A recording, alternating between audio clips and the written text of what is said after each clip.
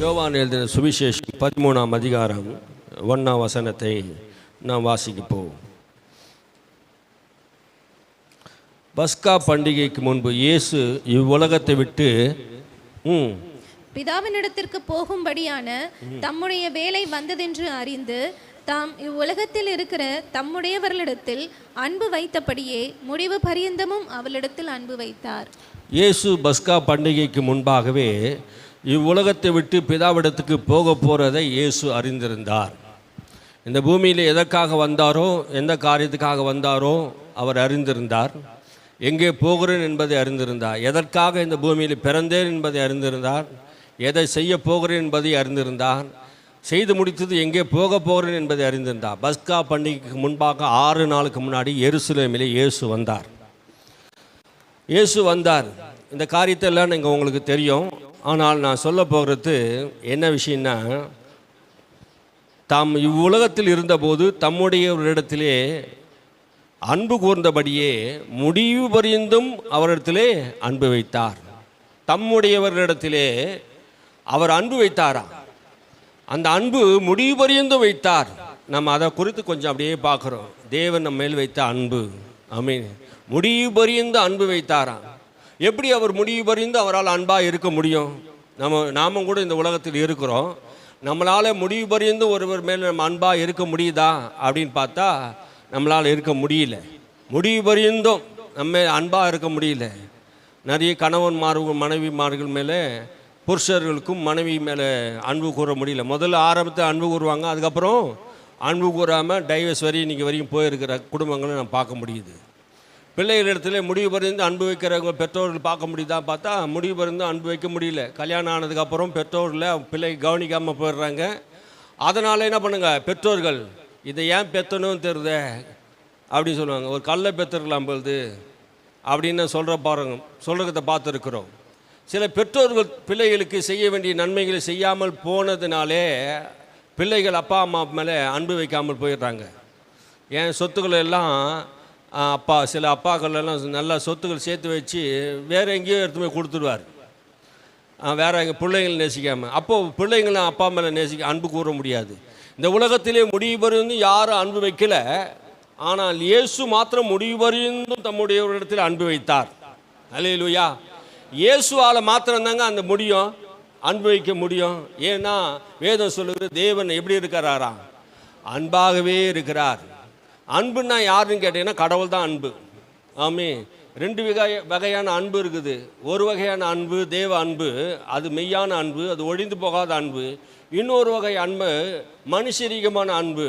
அந்த அன்பு என்ன செய்யணும்னா, கொடுத்தால் நேசிக்கும், சிரித்தா அவங்க சிரிப்பாங்க, கோவப்பட்டால் அவங்களும் கோவப்படுவாங்க. இப்படி தான் பாருங்கள், நம்ம என்ன செய்கிறோமோ அதுதான் திருப்பி கிடைக்கும். அது என்ன அன்பு?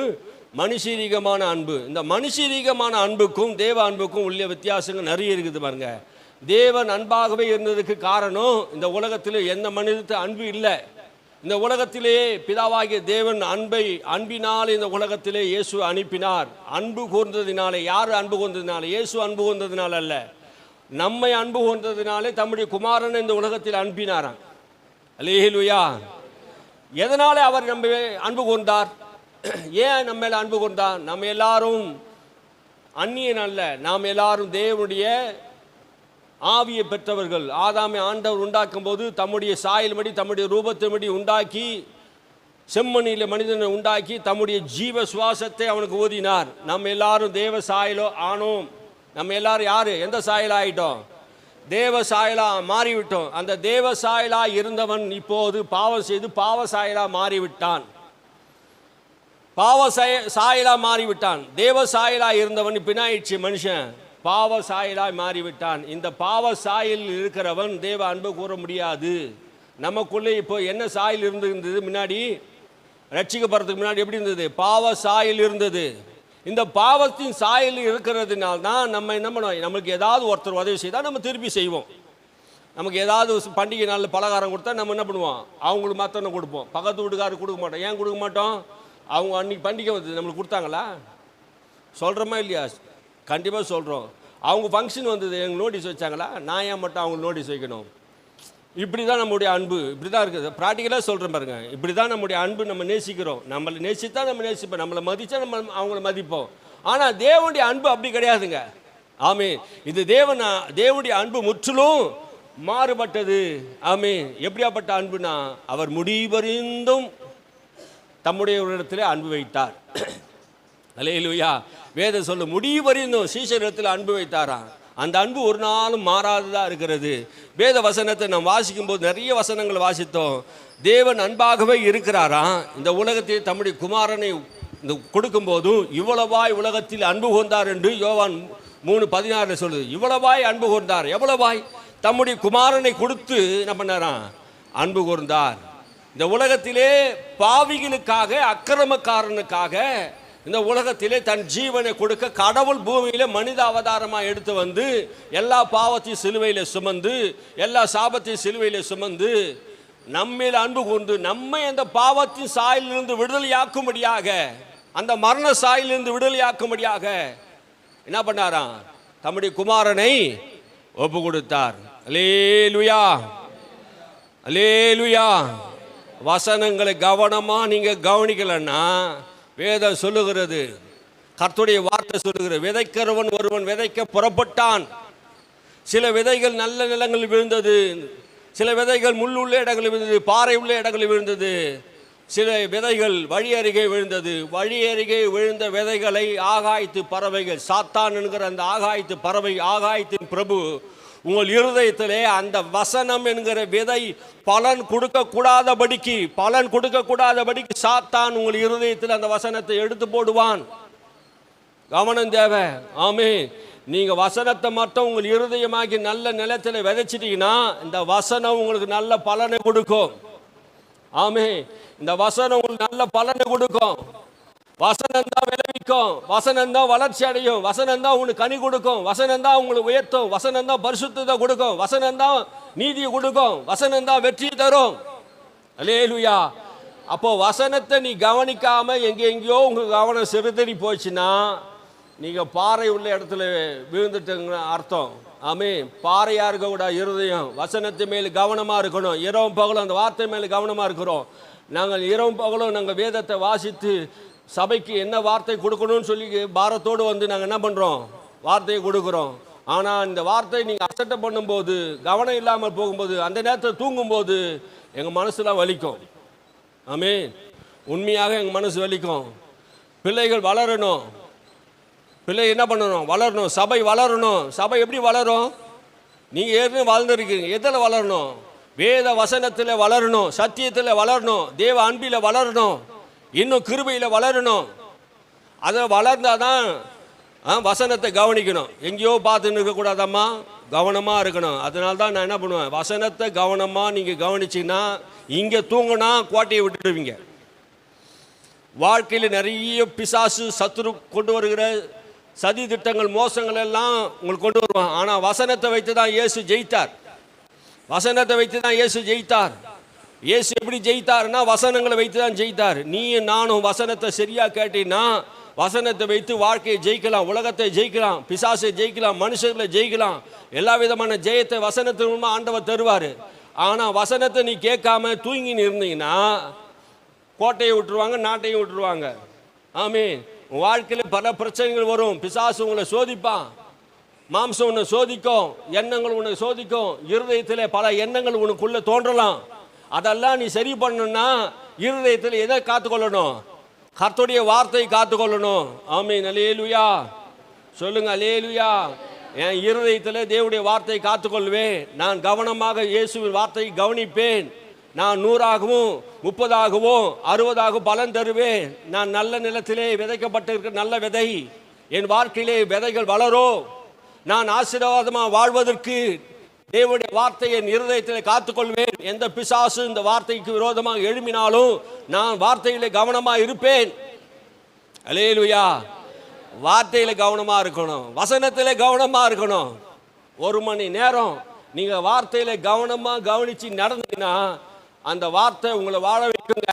நான் சொல்கிறேன், உன் தரித்திரத்தை மாற்றும், வியாதியை சுகமாக்கும். தேவ வார்த்தையில ஜீவன் உண்டு, அந்த வார்த்தையில வல்லமை உண்டு. இருபுறமும் கருக்குள்ள பட்டயமா இருக்கிறது. அல்லேலூயா. இந்த வசனத்தை வைத்து தான் பிசாசனை ஜெயிக்க முடியும். ஆமே, இயேசு ஜெயித்தது வசனத்தை வைத்துதான். நீ நானும் இந்த பிசாசை ஜெயிக்கிறதா எப்படி ஜெயிப்ப? வசனம் தெரியாம எப்படி ஜெயிப்ப? சத்தியம் தெரியாம, சத்தியம் தானே உன்னை விடுதலையாக்கும். சத்தியத்தை அறிவி, சத்தியம் உன்னை விடுதலையாக்கும். சத்தியத்தை இருதயத்தில் ஏற்றுக்கொள்ளணும். கவனம் தேவை. ஆமென், அல்லேலூயா.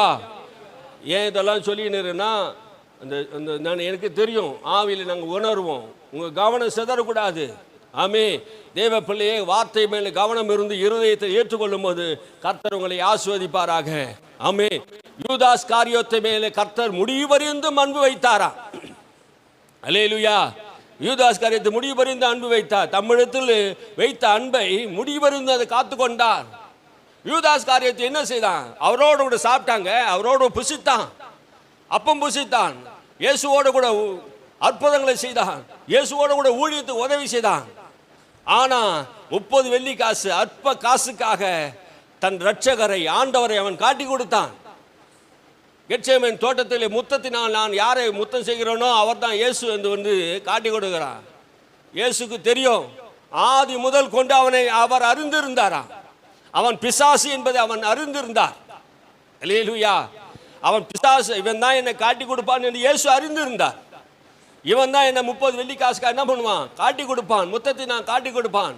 சாத்தான் அவனுக்குள்ளே புகுந்தான்.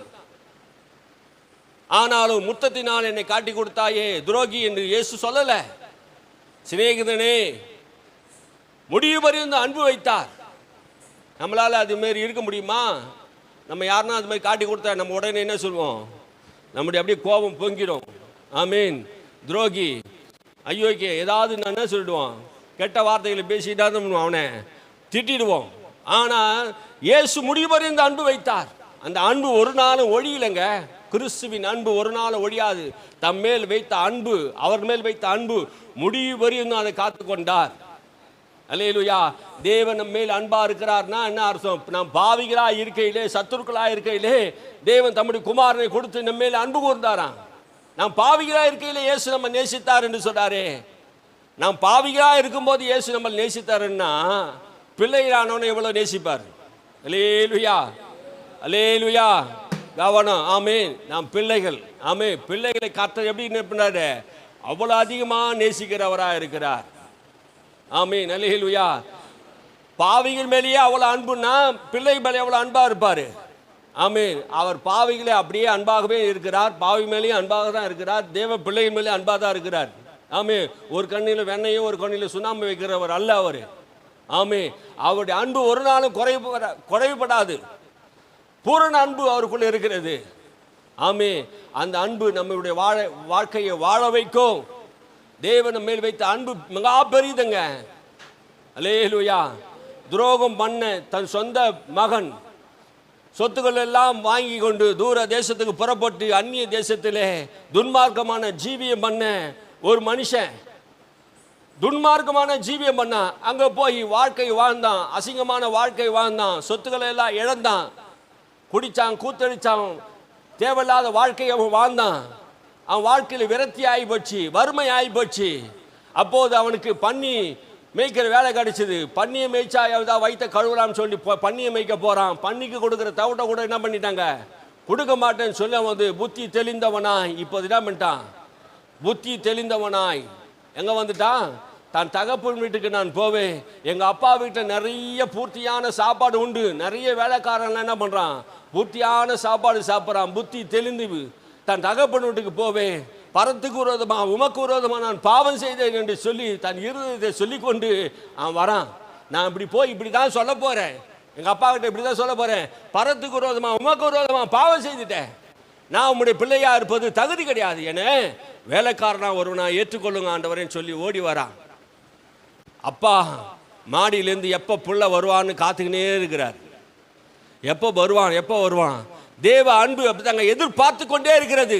தேவ பிள்ளைய நீ எவ்வளவு தூரம் போயிட்டாலும் ஆண்டவர் உன்னை எதிர்பார்த்து கொண்டே இருக்கிறார். அல்லேலூயா. பரலோகத்தின் தேவன் உன்னுடைய அன்புக்காக ஆண்டவர் எதிர்பார்க்கிறார். நீ மறுபடியும் வருவையா? மறுபடியும் என்ன தேடுவியா? நீ துன்மார்க்க ஜீவியை செய்தது அவருக்கு தெரியும். உன் பொல்லாத காரியம் அவருக்கு தெரியும். உன் அநியாய காரியம் அவருக்கு தெரியும். உன் பொல்லாத ஜீவியம் அவருக்கு தெரியும். அதெல்லாம் அவர் பார்க்கலங்க. அல்லேலூயா.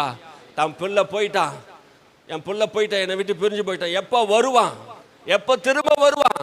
தேவ அன்பு அதுதாங்க. அல்லேலூயா. பிள்ளை மறுபடியும் வரணும். நீ தூரம் போயிருக்கலாம், கடவுளை விட்டு கூட தூரம் போயிருக்கலாம், மறுபடியும் நீ ஆண்டவர்கிட்ட வரணும். ஆமே. ஆண்டவருடைய அன்பு அதுதான். ஆண்டவர் தம்மேல் வைத்த அன்பை முடிவு வரைந்து காத்துக்கொள்கிறார்.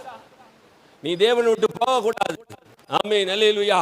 அந்த இளைய மகன் மறுபடியும் தகப்பனை தேடி வந்தபோது அவன் வேலைக்காரனை பார்த்து சொல்றான், என் மகன் மரித்து போயிருந்தான், இப்போது என்னை திரும்பி வந்து விட்டான், பிழைத்து இருக்கிறான். நீங்க என்ன பண்ணுங்க, விலையேற்பட்ட வஸ்திரத்தை கொண்டு வாங்க. அங்க போய் நல்ல வஸ்திரத்தோடு தான் போனான். ஆனா வரும்போது எப்படியாப்பட்ட வஸ்திரத்தோடு வரான்? அழுக்கான கந்த வஸ்திரத்தோடு, கிழிந்த வஸ்திரத்தோடு, நாத்தமடித்த வஸ்திரத்தோடு அவன் புறப்பட்டு வருகிறான். என் மகனை நான் இப்படி பார்க்க முடியல, தரித்திர நிலைமையில, ஏழ்மை நிலைமையில நான் பார்க்க முடியல. என் குமாரன் நல்ல வசதியாக வாழ்ந்தவன், இவனை நான் இந்த நிலையில் நான் பார்க்கக்கூடாது. உயர்ந்த வஸ்திரங்களை கொண்டு வாங்க. பாதரட்சணி இல்லை, செப்பல் கூட இல்லை, போட்டு கூட செப்பல் இல்லை. அந்த எவ்வளோ தோல் வெயிலில் நடந்து வந்தானோன்னு தெரியல. விலை உயர்ந்த செப்பலை கொண்டு வந்து கொடுத்தாங்க. ஆமீன். அல்லேலூயா. அல்லேலூயா. என் மகன் திரும்பி வந்துட்டான். எல்லாருக்கும் ஒரு விருந்து பண்ணுங்க, இளம் கண்டுகுட்டி அடிக்க, எல்லாரும் சாப்பிடு. பிரியாணி, மட்டன் பிரியாணி சாப்பிட்றதுக்கு என்ன பண்ணாங்க, அன்னைக்கு தார தப்பட்ட அடிங்க. ஆமே. எந்த வீட்டில் தூர தேசத்துக்கு போன, தகப்பனை விட்டு போன அந்த மகன் திரும்ப வந்தபோது அந்த குடும்பத்திலே ஒரு விழா கோலங்களை பார்க்குறோம். அல்லேலூயா. அதுதான் தகப்பனுடைய உள்ளம். தகப்பனை விட்டு தூர போகிறது அல்ல, தகப்பனிடத்தில் வரணும். அல்லேலூயா. அவரிடத்தில் அவர் அன்பு வைத்தார். தூரம் போயிட்டு வந்த உடனே அவங்ககிட்ட என்ன சொல்லியிருக்கணும்? ஆஸ்தியை பிரித்து வாங்கின்னு போய் துன்மார்க்க ஜீவியம் பண்ணி சொத்துக்களெல்லாம் அழிச்சிட்டு வந்தவனை இவனை பார்த்து என்ன சொன்னோம்? படுபாவி, துன்மார்க்க ஜீவியம் பண்ணி சொத்தெல்லாம் அழிச்சிட்டு வந்தீங்க, இது மறுபடியும் சொத்துக்கு பங்கு வரியா? உனக்கு என்ன தகுதி இருக்குது? என்னை விட்டு போன்னு சொல்லலை. அல்லேலூயா. அதெல்லாம் செய்யலை. ஆனால் சகோதரனுக்கு இருந்தது அந்த மனசெல்லாம்.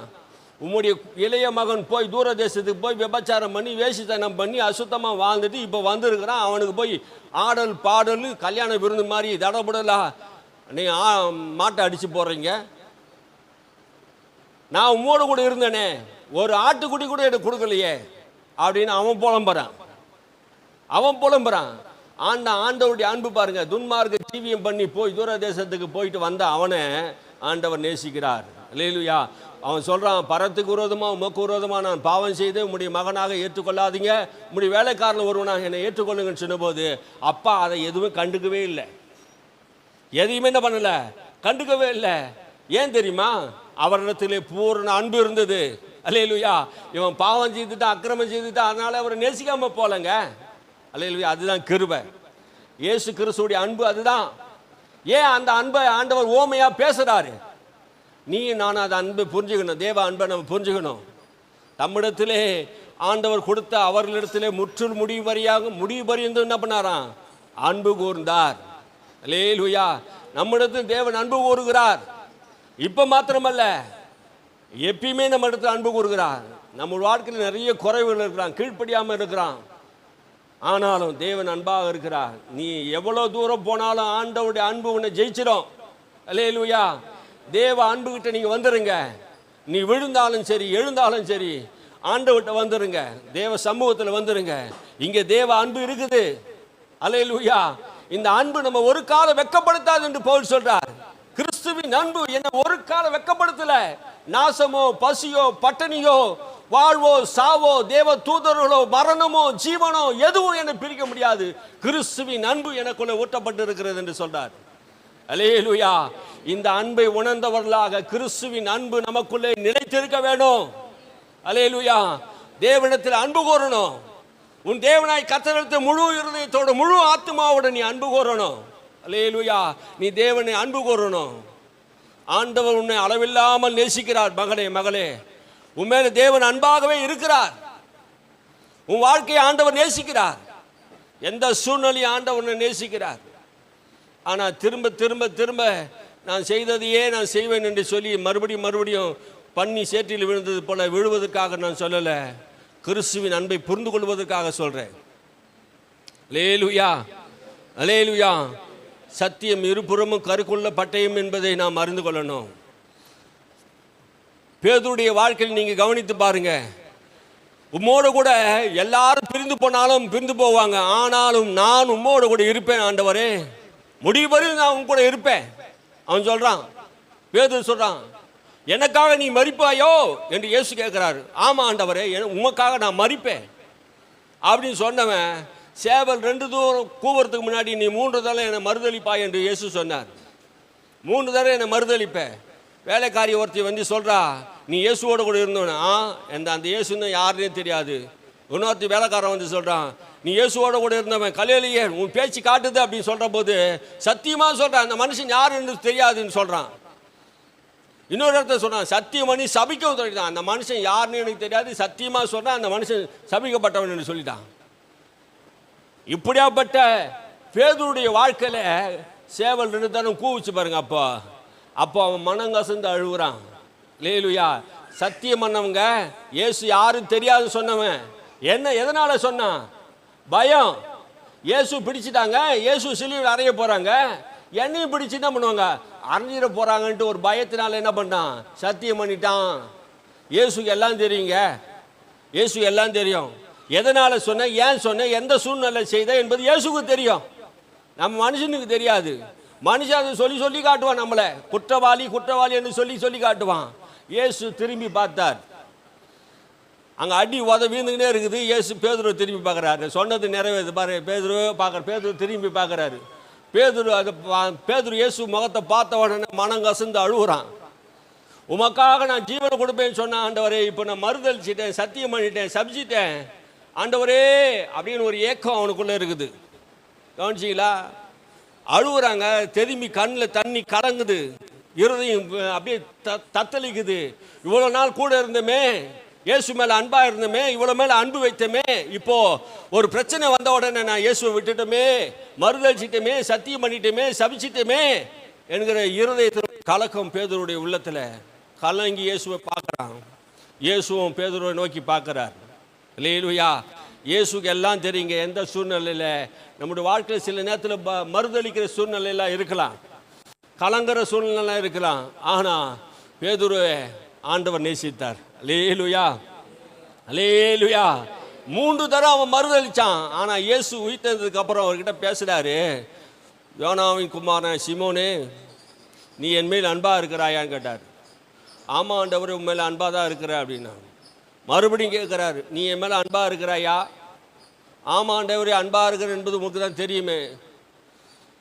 அப்படி 3ஆவது தரம் ஆண்டவர் என்ன பண்ண, அன்பாக இருக்கிறாய் என்னங்க. அப்போ 3 முறை கேட்கும்போது ஒரு வார்த்தை சொன்னார், நீ அன்பாக இருந்தால் என் ஆடுகளை மேய்ப்பாயாக. நீ அன்பாக இருந்தால் என் ஆடுகளை மேய்ப்பாயாக. அல்லேலூயா. 3 தரம் மறுதளித்தவனை 3 தரம் அறிக்கை செய்ய வைத்தார். அல்லேலூயா. நீ அறிக்கை செய்திடணும், ஆண்டவர்கிட்ட என்ன பண்ணணும், தன் பாவத்தை என்ன பண்ணணும், அறிக்கை செய்யணும். 3 தரையும் ஆண்டவர் கேட்கறதுக்கு காரணம் என்ன? தன்னுடைய காரியத்தை அவன் மறைக்கலைங்க. ஆண்டவரே, நான் உண்மையாக உன்னை நேசிக்கிறேன் ஆண்டவரே, உண்மையாக நான் உன்னை என்ன பண்ணுறேன், நேசிக்கிறேன் என்பதை நீ என்ன பண்ணுவேன், அறிவி. உமக்கு தெரியும். கடவுளுக்கு தெரியுமா தெரியாதங்க? நம்முடைய எல்லா காரியமும் கடவுளுக்கு தெரியுங்க. நம்ம பொய் சொன்னால் ஆண்டவருக்கு தெரியும், உண்மை பேசினாலும் தெரியும். தேவன் இருதயத்திலும் பெரியவராக இருக்கிறாரா, நம்முடைய மனசாட்சியிலும் பெரியவராக இருக்கிறார். நம்ம மனசாட்சி கூட நம்ம ஒரு வேளை மறந்துடலாம், ஆனால் தேவன் நம் மனசாட்சியிலும் பெரியவராக இருக்கிறார். நம்ம இருதயம் எப்படி இருக்குதுன்னு தெரியும். ஆமே, நம் உள்ளத்தை அறிந்திருக்கிறார். அவன் கண் கலங்கின போது ஆண்டவர் அவன் இருதயத்தை பார்த்தார். அல்லேலூயா. அதனால தான் பேதுரு சத்தியம் பண்ணி சபிச்ச அந்த பேதுருடைய வாழ்க்கையிலே கவனித்து பார்த்தீங்கன்னா 3 தரம் அவன் சபிச்சு சத்தியம் பண்ணான் அந்த இடத்துல. ஆனால் பேதுரு 3 முறை 3000 பேர். அல்லேலூயா. 3 முறை மறுதளித்தவனுக்கு ஒரே பிரசங்கத்தில் 3000 பேர் ரட்சிப்பு கொண்டு வந்தார். அல்லேலூயா. நீங்கள் கொலை செய்த அந்த இயேசுவை தேவன் மரித்தோரிலிருந்து எழுப்பினார் என்பதுக்கு நாங்கள் சாட்சிகளாக இருக்கிறோம் என்று பேதுரு எழுந்து பிரசங்கிக்கிறார். ஆவியானவர் பலத்தை கிரியை செய்கிறார். அல்லேலூயா. 3 தரம் மறுதளித்தவங்க ஒரே நாளில் முதல் சபை உருவாக்குறார். யார் மூலமாக? மறுதளிச்சவன் சபித்தவன் அவன் மூலமாக என்ன பண்ண இயேசு சபையை உருவாக்குகிறார். சபித்த அவன் மூலமாக சபையை உருவாக்குறார். யாராவது செய்ய முடியுமா? என்னை மறுதளிச்சவன் இனி நம்மளுக்கு உதவ மாட்டான், நம்முடைய ராஜ்யத்துக்கு இவன் சரியான ஆள் கிடையாது என்று என்ன பண்ணுவாங்க, உதறி தள்ளிடுவாங்க. ஆனால் இயேசு யாரை உதறல? பேதுரு உதறியே தள்ளலை. அவன் மேல் வைத்த அன்பை முடிவு பரியந்து வைத்தார். அல்லேலூயா. இயேசு முடிவு பரிந்து அவர் அன்பு வைத்தார். அன்பு வைத்ததினால்தான் அவனை பெரிய அப்போஸ்தலனாக கர்த்தர் மாற்றினார். அவனுடைய நிழலில் கர்த்தர் என்ன பண்ணாரு? அற்புதங்களை செய்தார், சுகமாக்கினார். பேதுருடைய நிழலில் அநேக மக்கள் சுகமாக்கப்பட்டார்கள். அல்லேலூயா. மரித்தோர்கள் எழுப்பப்பட்டார்கள். அற்புதங்கள் நடந்து கொண்டே இருந்தது பேதுருடைய வாழ்க்கையில. அல்லேலூயா. பேதுருடைய சரித்திரத்தை சொல்லுகிறது, பேதுரு மறுதளித்த போது, அவன் துக்கப்பட்ட போது, சேவல் எப்பப்பெல்லாம் கூவுதோ அவன் மனங்கசிந்து அழுகிற ஒரு மனுஷனாங்க. அப்போதெல்லாம் போய் ஜெபம் பண்ண ஆரம்பிச்சிடுவாரான். சேவல் கூவுச்சுன்னு நினச்சிக்கிட்டுங்க, அந்த சேவல் கூவும்போது அவர் மனசாட்சி, குற்ற மனசாட்சி வந்துடுமா, போய் ஜெபம் பண்ணுவாரான். ஜெபம் பண்ணும்போது சாயந்தர நேரத்துக்கு சேவல் கூவும் தெரியுங்களா? சாயந்தர டைமில் சில நேரத்துக்கு சேவல் கோவம், காலையில் மாத்திரம் இல்லை, சாயந்தர டைம்லையும் கோவம். அது பேதுரு போகும்போது சில நேரத்துக்கு சேவல் வேணும்னு கூவுதான். அப்படி கூவும்போதுன்னா காட்டி கொடுத்த இயேசு மறுதளிக்கிறேன்னு சொல்லி இந்த மாதிரி சாட்சி மனசாட்சியில் இருந்தா போய் மறுபடியும் ஜெபம் பண்ணுவாரான். ஜெபம் பண்ணும்போது அந்த நிழல் வந்து பூமியில் படும் பாருங்க. ஜெபம் பண்ணும்போது டிஸ்டர்ப் பண்ண மாட்டாங்க. அந்த நிழல் மூலமாக அநேக மக்களை ஆண்டவர் சுகமாக்கினாராம். அல்லேலூயா. சத்தியம் பண்ணி சபிச்ச அந்த பேதுருவை ஆண்டவர் அன்பு கூர்ந்தார். அல்லேலூயா. தேவ அன்பு என்னது என்பதை நீங்கள் உணர வேண்டும். அல்லேலூயா. நீங்கள் தேவ அன்புகிட்ட வாங்க, நீ ஆண்டவர்கிட்ட திரும்பி வாங்க. பேதுருவை நேசித்த அன்பு, யூதாஸ் காரியத்தை நேசித்த அன்பு. ஆமே. சிநேகிதனே என்று சொன்னார். இவன் சபிச்சான், இவ்வளவு காரியத்தை செய்த போது கூட ஆண்டவர் பேதுருவை கொண்டு தான் முதல் திருச்சபையை உருவாக்குகிறார். அல்லேலூயா. அல்லேலூயா. உன்னை கொண்டு ஆண்டவர் பெரிய காரியங்களை செய்வார். நீ அன்பு கூறணும். உன் தேவனாய் கர்த்தரிடத்தில் நீ அன்பு கூறணும். எப்படி அன்பு கூறுவது?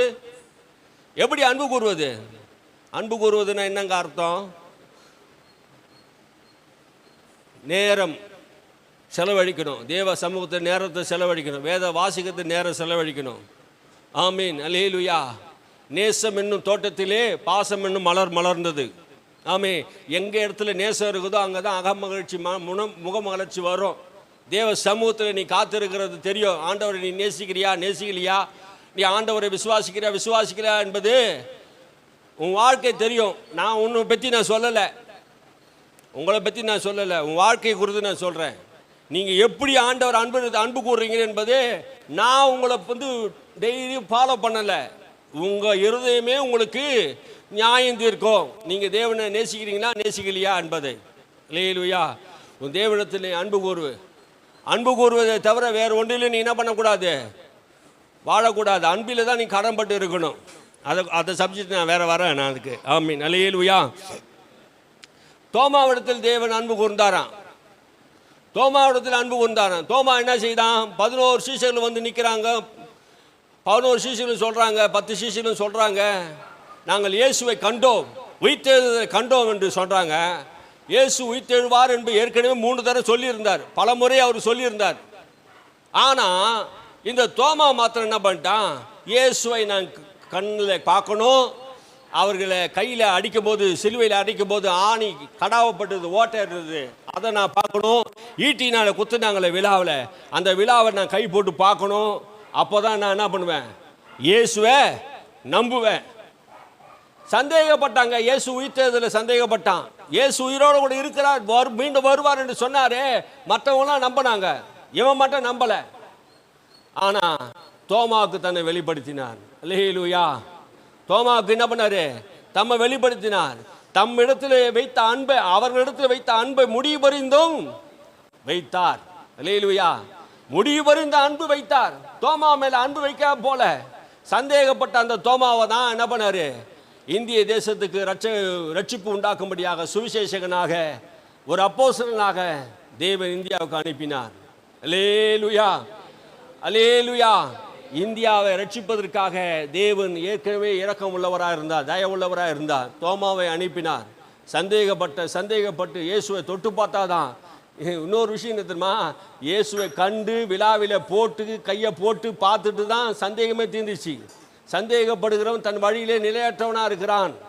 சந்தேகம், அடிக்கடிக்கு சந்தேகம். இயேசு மேலே சந்தேகம், கொஞ்ச நாள் விசுவாசம் இருக்கும், கொஞ்ச நாள் சந்தேகம். இந்தியாவில் இருக்கிறவங்களுக்கு நிறைய பேருக்கு பார்த்தீங்களா? கொஞ்ச நாள் நல்லா ஜெபம் பண்ணுவாங்க, அதுக்கப்புறம் என்ன ஜெபம் பண்ணி என்ன பிரயோஜனம்? என்ன ஜபம் பண்ணி என்ன பிரயோஜனம், ஆண்டவரை தேடி என்ன பிரயோஜனம், உபவாசம் பண்ணி என்ன பிரயோஜனம். எத்தனையோ கூட்டத்துக்கு போனேன், எத்தனையோ ஆலயத்துக்கு போனேன். ஒரு குடும்பம் நல்லா எனக்கு தெரியும், இன்னைக்கு அது இந்து குடும்பமாக மாறிடுச்சு. இயேசுவை தேடி ஓடும், இங்கேருந்து ட்ரெயின் ஏறி அங்கே இங்கே ஓடும். கிறிஸ்துவின் அன்பு அவங்க புரியல பாருங்க. வீட்டில் ஒரு காரியம் நடந்த உடனே என்ன பண்ணிச்சிங்க, இயேசுவை விட்டுடுச்சிங்க. இயேசுவை விட்டுட்டு என்ன பண்ணுதுங்கப்பா, பொட்டும் பூவும் வச்சுக்கின்னு இந்து கோயிலுக்கு போய் அது சாமி கும்பிட ஆரம்பிச்சிச்சிங்க. இப்போ கிறிஸ்துவின் அன்பே இல்லை இதுங்களுக்குல, அன்பு இல்லாத வாழ்ந்து கொண்டு இருக்குதுங்க பாருங்க. சும்மா மாயமானம் பண்ணுறது. தேவ அன்பு முடிவு பறிந்து அன்பு வைக்கணும். ஆமே, வாழ்விலும் தாழ்விலும் சுகத்திலும் துக்கத்திலும் மனவிடத்தை அன்பு கூறுவது போல கிறிஸ்துவிடத்தில் நம்ம அன்பு கூறணும். எல்லா காரியத்திலும் அன்பு கூறணும். ஆமே, அல்லேலூயா. முடிவு பறிந்தும் நான் உடைய அன்பு கூறுவேன். தாவீது சொல்றாரே, நான் உயிரோடு இருக்கிற நாளெல்லாம் உம்மை நான் துதிப்பேன், நான் உள்ளளவு உம்மை சோத்தரிப்பேன். உயிர் இருக்கிற வரைக்குங்க, வாழ்நாள் முழுவதும் நாம் அவருக்காக வாழணும், ஜீவிக்கணும். வாழ்க்கையில் எந்த பிரச்சனை வந்தாலும், எந்த போராட்டம் வந்தாலும், பாடுகள் வந்தாலும் தேவனை நேசிப்பதை நான் விடக்கூடாது. யோபுடைய வாழ்க்கையில் நீங்க கவனிச்சு பாருங்க. 10 பிள்ளைகள் ஒரே நாள் போயிடுச்சு. 3000 ஒட்டகங்கள், 3000 ஆடு மாடுகள், வேலைக்காரர்கள், சொத்து முதல அத்தனையும் ஒரே நாள் அழிஞ்சு போயிடுச்சு. ஆனா யோபு தன் உத்தமத்திலிருந்து மாறல, தேவன் மேல் வைத்திருந்த அன்பில் மாறல. உத்தமனும் சன்மார்க்கனும் தேவனுக்கு பயந்தவனும் யோபுவை நோக்கி நம்ம பார்க்கணும். யோபுவை குறித்து தேவனே சாட்சி சொல்லுகிறார். உத்தமன் சன்மார்க்கன் தேவனுக்கு பயந்து நடக்கிறவன். தன் வாயை திறந்து ஒரு தீமையும் பேசல, ஒரு பொய்யும் பேசல, கடவுளுக்கு விரோதமாக ஒன்றும் பேசல. தன் உத்தமத்திலே இருந்தான். மனைவி சொல்றா, சொத்து போயிடுச்சு, பிள்ளைங்கெல்லாம் போயிடுச்சு, 10 பிள்ளைங்க ஒரே நாளில் செத்து போயிடுச்சு, சொத்துக்கெல்லாம் போயிடுச்சு, ஆஸ்தி போயிடுச்சு, எல்லாம் போயிட்ட உடனே இன்னுமாடா உன் உத்தமத்தில் இருக்கிற, கடவுளை தூஷித்து செத்து போடா அப்படின்னு சொல்றா மனைவி. போடி பைத்தியக்காரி, பைத்தியக்காரி பேசுற மாதிரி பேசின்னு இருக்கிற. கர்த்தரிடத்தில் நன்மை பெற்ற நான், அதை மட்டும்தான் என்னால் சொல்ல முடியும். கர்த்தரிடத்திலிருந்து தீமை பெறல யோபு, கர்த்தரிடத்திலிருந்து தீமை பெறல. நல்லா புரிஞ்சுங்க, கர்த்தரிடத்தில் நன்மை மாத்திரம்தான் பெற்றான். சாத்தானோ அவன் உண்டான எல்லா ஆசீர்வாதத்தை கெடுத்தான். ஆனா யோபுக்கு அன்னைக்கு புரியல. கர்த்தரிடத்தில் நன்மை பெற்ற நான் அவரிடத்தில் தீமை பெறலாகாம இருக்குமோ அப்படின்னு சொல்றான். அது தப்பு. ஆமே, கர்த்தரிடத்தில் நன்மை மாத்திரம் தான் பெற்றாரு.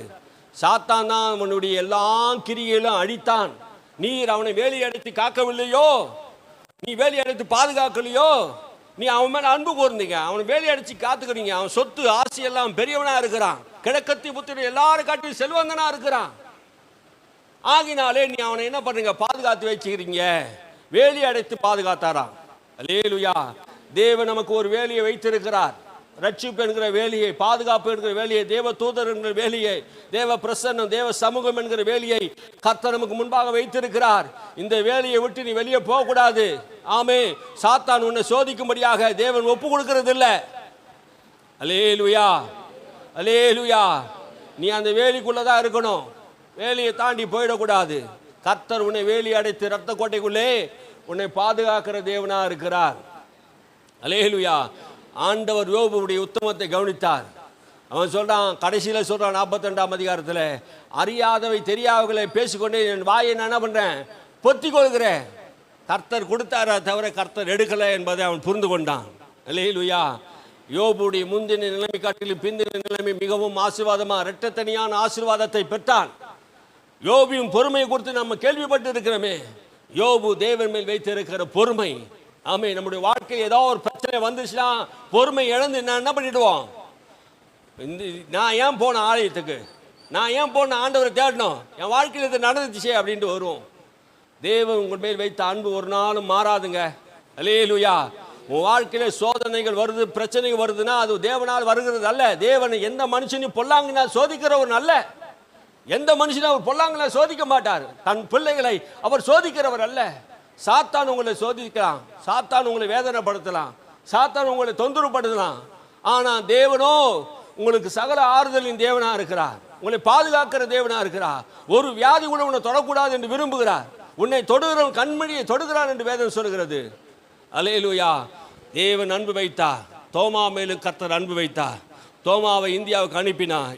இந்திய தேசம் முழுவதும் இன்னைக்கு கிறிஸ்துவை ஆராதிக்கிறது என்றால் சந்தேகப்பட்ட அந்த தோமா மேல் தேவன் வைத்த அன்பு, அல்லேலூயா, தம்மிடத்தில் வைத்த அன்பு முடிவரையும் அதை காத்து கொண்டார். அல்லேலூயா, தேவன் அன்பாகவே இருக்கிறார் என்று வேதம் சொல்லுகிறது. இயேசு அன்பாகவே இருக்கிறார். அல்லேலூயா, நம் பாவிகளாக இருக்கையில் இயேசு நம்ம மேலே அன்பு வைத்தார். அல்லேலூயா, நாம் யாரை நோக்கி ஓடணுமா? யாரை நோக்கி ஓடணுங்க? சொல்லுங்க, யாரை நோக்கி ஓடணும்? இயேசுவை நோக்கி ஓடணும். நம்ம எதை நம்ம பிரசங்கம் பண்றோம்? இயேசுவை பிரசங்கித்து கொண்டு இருக்கிறோம். இயேசுவை கவனித்து பாருங்கள். அல்லேலூயா, இயேசு எல்லார் மேலேயும் அன்பா இருந்தார், அன்பு கூர்ந்தார். லாசரு மேல் எவ்வளவாய் அன்பு கூர்ந்தார். இவன் சிநேகிதனா இருந்தானே, இவன் மேல் எவ்வளவாய் அன்பு கூர்ந்தார். இவன் சாக விட்டுட்டாங்களே, இவரை எவ்வளவா சிநேகித்தார். லாசருவை செத்துட்டானே, இப்போ என்ன பண்றது தெரியலையே. இயேசு கண்ணீர் விட்டார். அல்லேலூயா, ஆவியிலே கலங்கினார். அன்புங்க, தேவ அன்பு. லாசரு மரித்து விட்டார் என்பது அவருக்கு தெரியும். லாசரு உயிரோட கூட எழுப்ப போறார் என்பது தெரியும். அல்லேலூயா, இதை யூதர்கள் மத்தியிலே, பிதாவே நீர் எப்போது எனக்கு செவி கொடுக்கிறபடினாலே உம்மை சோத்தரிக்கிறேன். எப்போதும் பிதா இயேசு மேல் அன்பாக இருந்தார். வேதம் சொல்லுகிறது, பிதாவே, இயேசு ஜெபம் பண்ணும்போது சொல்றார், பிதாவே நீர் என் மேல் அன்பு கூர்ந்தது போல அவரிடத்திலும் அன்பு கூற வேண்டும். உம்முடைய அன்பினால் அவர்களை நான் காத்துக்கொண்டேன், உம்முடைய நாமத்தினால் அவர்களை காத்துக்கொண்டேன். முடிவு பரியந்தம் அன்பு வைத்தார். கிறிஸ்துவின் அன்பு முடிவு பரியந்தம் நம்மை காக்கக்கூடியதாக இருக்கிறது. முடிவு பரியந்தம் நமக்காக இயேசு ஜெபம் பண்ணினார். பிதாவே நீர் என்னில் அன்பா இருந்தது போல நீர் அவரிடத்தில் அன்பு கூறும்படியாக ஜெபம் பண்ணினார். அதனால்தான் ரோமர் புஸ்தகத்தை 5ஆம் அதிகாரம் 5ஆம் வசனத்தை நீங்க வாசித்து பார்த்தீங்கன்னா வேத வசனம் சொல்லுகிறது. ரோமர் 5:5 வாசித்து பாருங்க.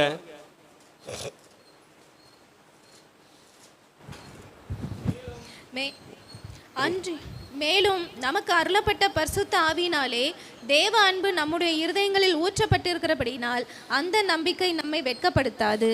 மேலும் அப்போஸ்தலனாகிய பவுல் சொல்கிறார், மேலும் நமக்கு அருளப்பட்ட பரிசுத்த ஆவியினாலே தேவனுடைய அன்பு நம்முடைய இருதயங்களில் ஊற்றப்பட்டு இருக்கிறது.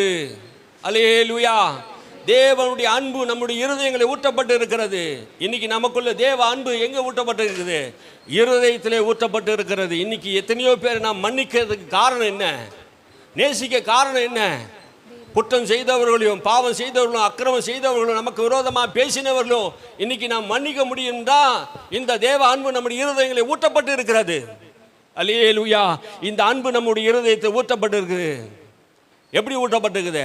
பரிசுத்த ஆவி மூலமாக நம்முடைய இருதயத்தில் ஊற்றப்பட்டு இருக்கிறது. அல்லேலூயா, அல்லேலூயா. எதுக்கு நான் அந்த அல்லேலூயா சொல்றேன்னா, ஒரு சிலருக்கு அந்த மண்டையில் இன்னும் போகலை. அந்த அன்பு மறுபடியும் வரணும். ஆமீன், அல்லேலூயா. அதுக்கு தான் சொல்கிறது. ஆமீன். ஏன் சொல்லனா, சிந்தை திசை திரும்ப போகக்கூடாது. முக்கியமான ஒரு சப்ஜெக்ட் நான் பேசின்னு இருக்கிறேன். இந்த அன்பில் நீங்கள் வாழணும். ஆமீன். கிறிஸ்துவின் அன்பு எங்கே ஊற்றப்பட்டு இருக்கிறது? இருதயத்தை ஊற்றப்பட்டு இருக்குது. எப்படி ஊற்றப்பட்டிருக்குது? பரிசுத்த ஆவி மூலமாக நம்முடைய இருதயத்தை ஊற்றப்பட்டு இருக்கிறது. அப்போ இருதயம் என்பது தேவ அன்பினாலே நிறைந்திருக்கிறது. இப்போ இந்த இருதயத்தில் எந்த அன்பு இருக்குது? தேவ அன்பு இருக்குதுங்க. நம்ம இப்போ மனுஷரீக அன்பில் நம்ம யாரையும் அன்பு கூறல, தேவ அன்பு.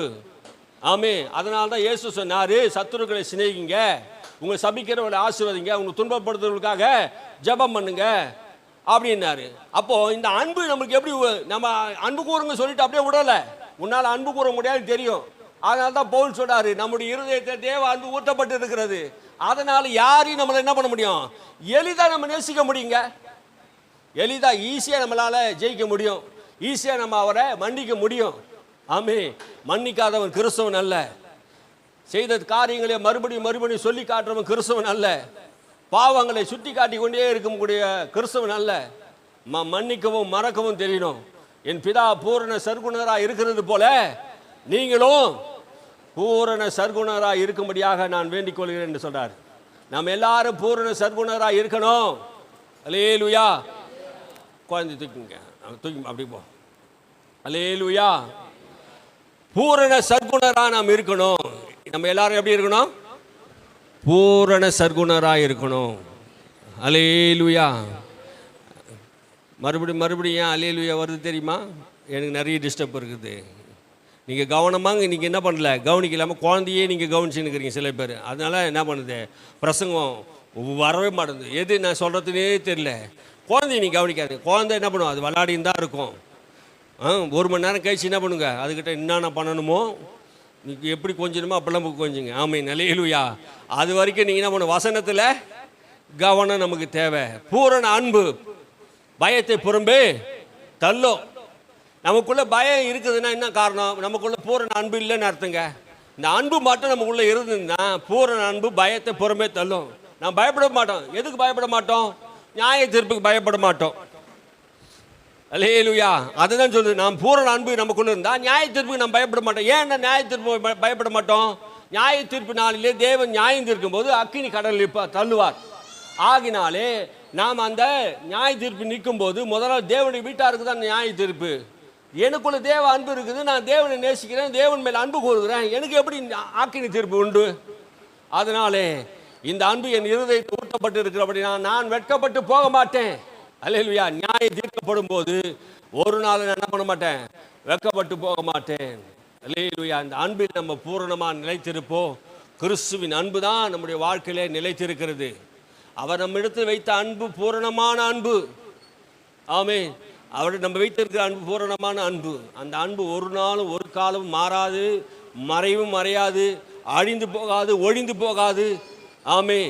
நம்மை நேசிக்கிற அன்பு. ஆமென்.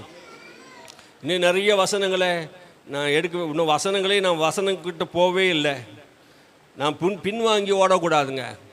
இந்த அன்பு நமக்குள்ளே இருக்கும்போது பின்வாங்கி ஓடக்கூடாது. எதனால் நம்ம பின்வாங்கி ஓடுறோன்னா, இந்த உலகத்திலே நம்ம சுற்றிலும் பாவம் சாபம் எல்லாம் நம்ம நெருக்கி வருது. இந்த பாவம் செய்யும்போது நம்மளால் தேவனிடத்தை அன்பு கூறவே முடியாதுங்க. ஆகினால்தான் எபிரேயர் எழுதின நிருபத்தில் சொல்கிறாரு, நமக்கு நியமிக்கப்பட்டிருக்கிற ஓட்டத்தை நோக்கி கிறிஸ்துவ நோக்கி நம்ம என்ன ஓடணும். அப்போது நெருங்கி வருகிற பாவத்தை தள்ளிவிட்டு, நம்ம ஓட்டத்தை தடுக்கிற அந்த பாவத்தை தள்ளிவிட்டு இயேசுவினுடைய விசுவாசத்தை கொண்டு நாம் என்ன பண்ணோம், விசுவாச தலைவனாக இருக்கிற இயேசுவை நோக்கி ஓடிக்கொண்டே இருக்கணும். ஆமென். அப்போ அப்படி ஓடினா தான் நம்முடைய ஓட்டத்தை நம்ம முடிக்க முடியும். இந்த அன்பு இருந்தால் தான் நம்ம ஓட்டத்தை ஓடி முடிக்க முடியும். நீ விழுந்தாலும் மறுபடியும் தூக்குவார். விழுந்துட்டீங்களா, ஒரு இடத்துல ஓடிக்கினே இருக்கிற விழுந்துட்டீங்கன்னு எழுந்துருங்க. எழுந்து என்ன பண்ணுங்க, ஓடிக்கினே. யாரை பார்த்து ஓட போகிறீங்க, இயேசு பார்த்தே ஓடிக்கினே இருங்க. விழுந்துட்டேன், அடிபட்டுச்சு, இனிமேல் என்னால் ஓட முடியாது, நடக்க முடியாதுன்னு நான் சொன்ன ஆவிக்குரிய அர்த்தத்தை சொல்கிறேன். எல்லாம் உங்களால் முடியும். ஆமே. உங்களை முற்றும் ஜெயங்கொள்ள செய்கிறவராக இருக்கிறார். உங்களை முற்றிலும் ஜெயங்கொள்ள செய்கிறவராக இருக்கிறார். கர்த்தர் உங்களை ஆசீர்வதிப்பார். நேரம் இல்லை. ஆமீன். நேரம் இல்லாததுனால வசனங்களே முடிஞ்சால் சாயந்தரம் படிப்போம். கர்த்தர் நம்மை ஆசீர்வதிப்பாராக. எழுந்திருப்போம். அல்லேலூயா.